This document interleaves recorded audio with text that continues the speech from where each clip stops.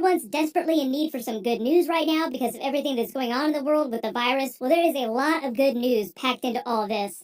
Just going down the list, starting with number 5. The Mandalorian Season 2 teaser, just mostly hyping up more space battles in the Razor Crest, more time developing the dynamic between the Mandalorian and Baby Yoda as he collects more bounties, earning more money for repairs, and also tracking down the Jedi that survived the Purge. He will be as your son until you find these enemy sorcerers to help train him. Recently, we obviously learned that one of those former Jedi would be Ahsoka Tano, played by Rosario Dawson. We don't know exactly what she's going to look like in the live-action series. They haven't released an official preview of her character, but there's been a ton of brand new fan art since the announcement, and some of these are probably really close to what she's actually going to look like.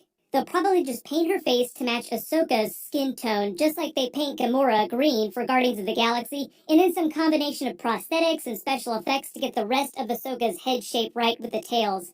There's no way they're going to be able to do action scenes and keep all that as a practical effect. Even when they film with the puppet version of Baby Yoda, they said that they still have to tune him up with special effects to make his face more expressive, the eyes the way his mouth and his ears move. If you watch Baby Yoda when he's watching the Mando, anytime he gets scared or happy, you can see him using his ears to express emotion. Most of that they can do with the puppet, but then they have to sweeten it just a little bit so that it pops on screen with special effects.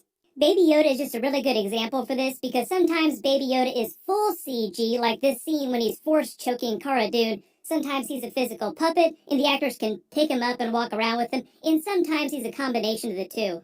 So for the most part, Ahsoka is going to be practical with a little bit of special effects to make her pop a little more on screen. I think the only time they would go for a full CG Ahsoka is if she gets some super crazy lightsaber fight with Moff Gideon in the Darksaber. Giancarlo Esposito, who plays Moff Gideon, has been talking about all the crazy Darksaber lightsaber battles that he has. He didn't say who he's fighting, but he said some of his Darksaber lightsaber battles are so hardcore that he breaks the Darksaber props over and over again. For next big thing, they just announced another brand new Star Wars live-action series is coming to Disney Plus in the next few years, and it's separate from all the brand new ones that we just heard about a couple months ago. They didn't say what the title would be, only that it would be set during a very different part of the timeline from all the other live-action Star Wars series that have already been announced. So that confirms that it's not the Ahsoka spin-off series that we heard about a few weeks ago. This new series sounds like it could either be something during Knights of the Old Republic era or during the High Republic era, that new part of the timeline between 400 and 200 years ago before the original trilogy that Lucasfilm is developing for all the books and the comic stuff right now.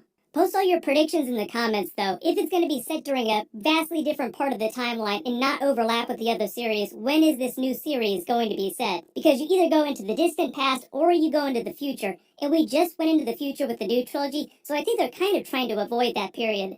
Number 3, the Ahsoka series that is reportedly being planned would be set closer to present day because it would be Rosario Dawson's Ahsoka. They haven't said anything about bringing other Star Wars Rebels or Clone Wars characters to the live-action series, but some of you have been asking me about all the other Mandalorian characters from the other series like Sabine Wren, Ezra Bridger, Bo-Katan. Any of those characters would be fair game for the Mandalorian main series in the next couple of seasons or even the Ahsoka spin-off series. And in addition to the Ahsoka spin-off series, there are reports that Rosario Dawson's contract allows her to guest star on the other live-action Star Wars series. They'd have to be series set when Ahsoka is a little bit older. Obviously, you couldn't do little kid Ahsoka without recasting a completely different actress. Even though Ahsoka's relationship with Obi-Wan Kenobi is very strained, if anyone's been watching the last couple of episodes of Clone Wars, it's pretty evident she could cross over to the live-action Obi-Wan series, which is set after the events of Revenge of the Sith, but before A New Hope. We don't really know much about the other Mandalorian spin-off series set closer to present day, except for the new documentary series. But the Disney CEO did confirm they have multiple Mandalorian spin-offs in development. So number 2, that other trailer at the beginning of this video with all the footage of Jon Favreau and the other Star Wars Mandalorian directors is actually for a Mandalorian spin-off series that's premiering May the 4th, as the trailer said. May the 4th be with you. They're meant to be special bonus Mandalorian episodes after Season 1, maybe with a little Season 2 stuff teased in there too. The episodes will be around the same length as the regular Mandalorian Season 1 episodes, but if you remember when HBO did the game revealed episodes for Game of Thrones Season 6, Season 7, Season 8 the last couple of years, this will be Star Wars doing a slightly different version of that. It's more like a documentary series. It'll run 8 episodes total, and each of the episodes will cover something different from the Mandalorian series. I will be doing videos for that series. It's going to drop the same day the Clone Wars Season 7 finale drops, The Siege of Mandalore. And I will also be doing videos for the final Clone Wars episodes. And speaking of Mandalorians, number one, while we were just getting started with all this new Mandalorian Season 2 stuff that's coming later this year, the Star Wars people also confirmed that the Mandalorian Season 3 has already started pre-production right now. That means that they must have stealth renewed it for multiple seasons last year because Jon Favreau has already been working on the Mandalorian Season 3 episode scripts since last year. That just means that they'll be able to avoid any huge delays between Season 2 and Season 3 episodes. So unless they tell us otherwise, just expect the Mandalorian Season 3 episodes to be on the same release schedule as the Season 2 episodes, and Season 2 starts in October this year. It's a little too early to speculate on what the story of Mandalorian Season 3 is going to be before we see any of the Season 2 episodes, but since the series leans so hard on original trilogy references, and because Giancarlo Esposito keeps hyping up his scenes with Baby Yoda, I'm kind of hoping that they go for the Empire Strikes Back Season 2 downer ending where Moff Gideon is able to take Baby Yoda from the Mando, and then the beginning of Season 3 is kind of like the beginning of Return of the Jedi, with Mando putting a team together to rescue him. But post all your Mandalorian Season 3 predictions in the comments below, too. So if you have any special requests, just let me know in the comments below.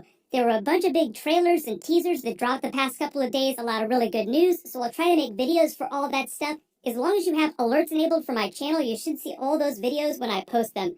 But everyone, click here for all my Mandalorian episodes, and click here for my brand new Spider-Man 3 Tom Holland video. Thank you so much for watching. Everyone stay safe. This is the way.